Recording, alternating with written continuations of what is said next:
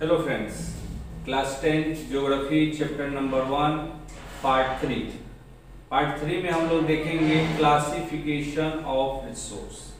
आप सबसे पहले पेज नंबर 1 निकाल लें बुक की, एनसीईआरटी बुक की पेज नंबर 1 में आपके दाहिनी तरफ राइट पैराग्राफ में सबसे नीचे देखेंगे तो क्लासिफिकेशन ऑफ रिसोर्स। तो उस क्लासिफिकेशन में सबसे पहला क्लासिफिकेशन है on the basis of origin. मैं अभी बुक के कुछ लाइंस को पढ़ रहा हूं, फिर मैं सेपरेटली इसको डिस्कस करने वाला हूं, ठीक है। On the basis of origin क्या है? Biotic and abiotic. बुक पे कंसंट्रेट करेंगे आप लोग, बायोटिक एंड अबायोटिक। आपसे बहुत बार प्रश्न आता है, 1 मार्क्स में आता है, 2 मार्क्स में आता है। लिखने का तरीका अलग होगा। जैसे 1 मार्क्स में क्वेश्चन आएगा classify resources on the basis of origin, तो क्या लिखेंगे? बायोटिक एंड अबायोटिक, आपको 1 नंबर मिल जाएगा।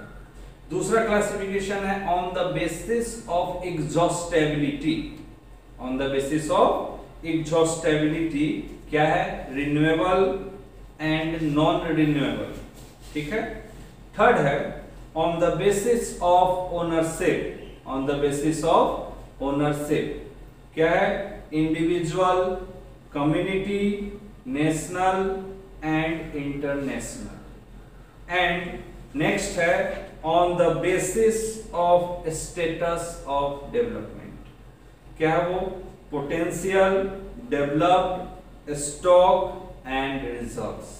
मैं आपको स्टेप बाय स्टेप बोर्ड पर सिस्टमेटिक इन सारे रिसोर्सेस के बारे में समझाऊंगा। तो सबसे पहले हम लोग देखेंगे, अब आप लोग अपना पेज नंबर 2 पलट लें, लेकिन 2 को पढ़ने के पहले सबसे पहले मैं जो आपको बताने जा रहा हूं आप उस पर फोकस करेंगे, उस पर कंसंट्रेट करेंगे, ठीक है। तो क्या है क्लासिफिकेशन ऑफ रिसोर्सेज? सबसे पहला क्लासिफिकेशन है, ध्यानपूर्वक देखेंगे,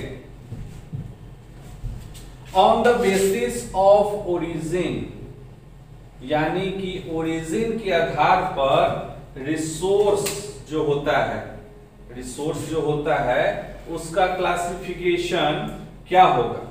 तो क्या है? फर्स्ट है बायोटिक। बायोटिक का मतलब सीधा सीधा समझिए, स्ट्रेस लेने की कोई जरूरत नहीं। फ्रॉम लिविंग, फ्रॉम लिविंग जो प्राप्त होगा वो होगा बायोटिक, वो होगा बायोटिक। जो लिविंग से होगा, जो लिविंग से प्राप्त होगा वो बायोटिक होगा, ठीक है। जैसे वो बायोस्फीयर में मिलेगा, आपकी बुक में लिखा है, दैट्स व्हाई मैंने लिखा है। एग्जांपल क्या है? ह्यूमन, प्लांट्स, फॉरेस्ट, ये सब क्या है? बायोटिक रिसोर्सेस हैं। क्या है? Biotic resource. नेक्स्ट क्या है? Abiotic resource. कौन सा रिसोर्स है? Abiotic resource. अबायोटिक का मतलब जो लिविंग से नहीं प्राप्त हो। The resources which are not obtained from the living are called abiotic resources. Example क्या है? Rocks, metals, minerals, और भी बहुत सारे एग्जांपल्स हैं।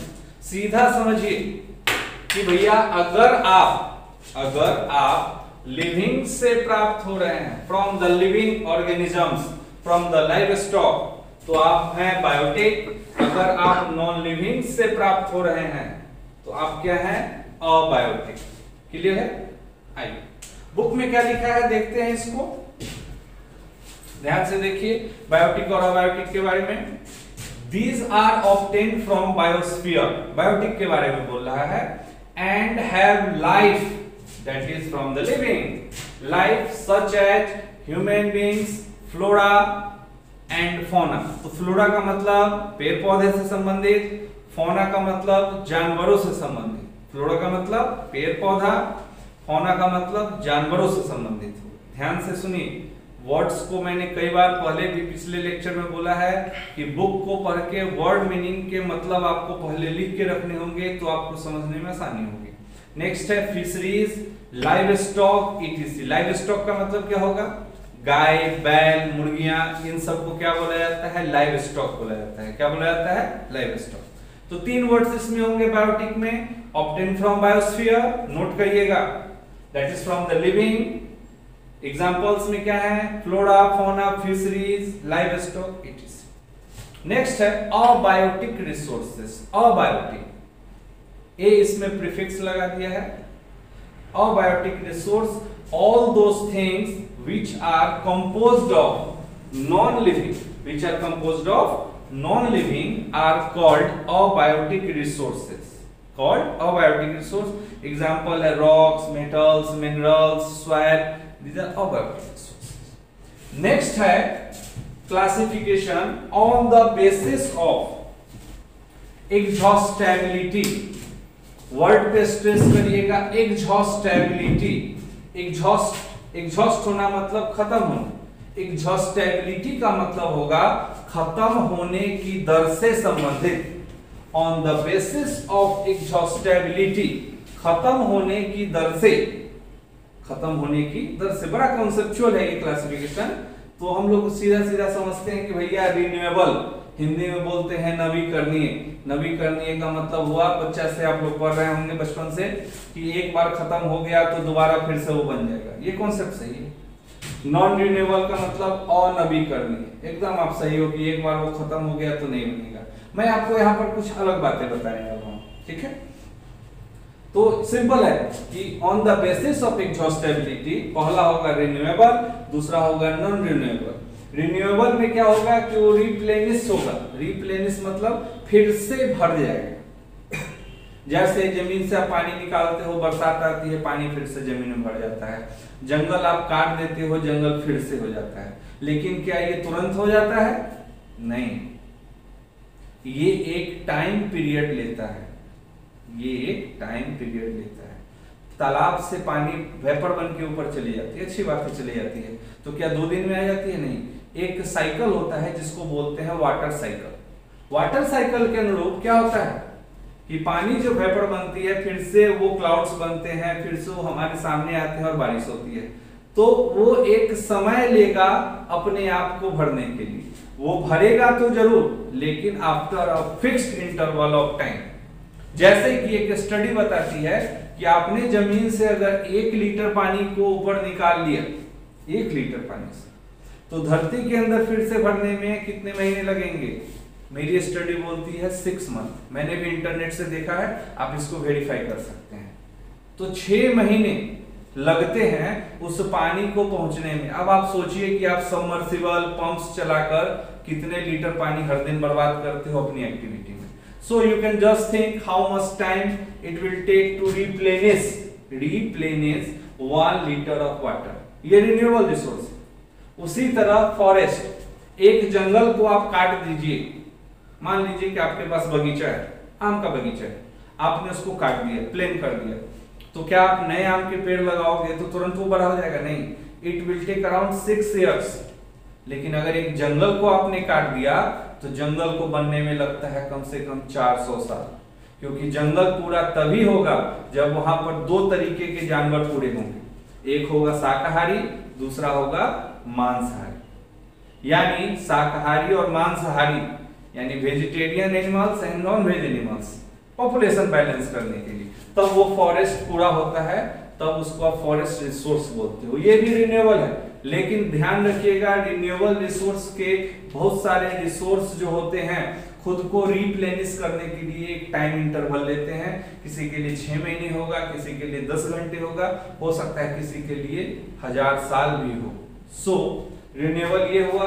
दूसरा है नॉन रिन्यूएबल, मतलब कि अनवीकरणीय। जैसे कि पेट्रोल हुआ, खत्म हो जाएगा, फिर से नहीं आ सकती है। डीजल खत्म हो गया, फिर से नहीं आ सकती है। तो ये हो गया नॉन रिन्यूएबल। मैं आपके बुक से पढ़ रहा हूँ, पेज नंबर 2 में हेडिंग है ऑन द बेसिस ऑफ एग्जॉस्टेबिलिटी। ठीक है, तो रिन्यूएबल रिसोर्सेस में क्या बोल रहा है देखते हैं। The resources which can be renewed, renew करना। जैसे आपकी मोबाइल की वैलिडिटी खत्म हो जाती है तो आप 200 का 400 का रिचार्ज करते हो ना, रिन्यू करने के लिए। वही शब्द है यहाँ पर, which can be renewed or reproduced by physical, chemical or mechanical processes. Physical, chemical or mechanical processes are known as renewable or replenishable. और रिप्लेनिशेबल रिसोर्सेस।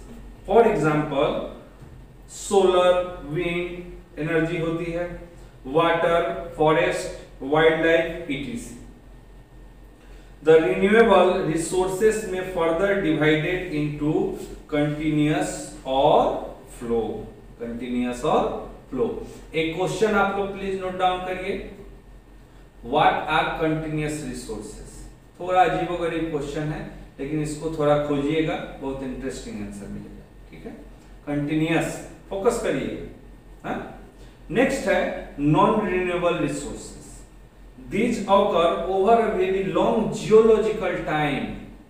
जियोलॉजी का हिंदी में मतलब होता है भूगर्भ, यानी धरती के अंदर से संबंधित, भूगर्भ धरती के अंदर से संबंधित जियोलॉजी। तो जियोलॉजी एक ज्योग्राफी का पार्ट है, ठीक है, जो कि धरती यानी भूगर्भ शास्त्र से संबंधित चीजों को एक्सप्लेन करता है। ये एक अलग साइंस भी आप बोल सकते हो अगर ज्योग्राफी का पार्ट आप नहीं बोलते हो तो यहां पर बोलता है कि occur over a long geological time. Geological time मतलब बहुत लंबे समय के अंतराल पर ये बनेगा, और ये जो चीजें इसमें बनेंगी, इसमें क्या क्या बनेगा, मिनरल्स जैसे कि लोहा, कोयला, पेट्रोलियम, सब कहां से निकल रहा है, धरती के अंदर से। देखिए क्या लिख रहा है, this occur over a long geological time, minerals and fossil fuels are example of such resources.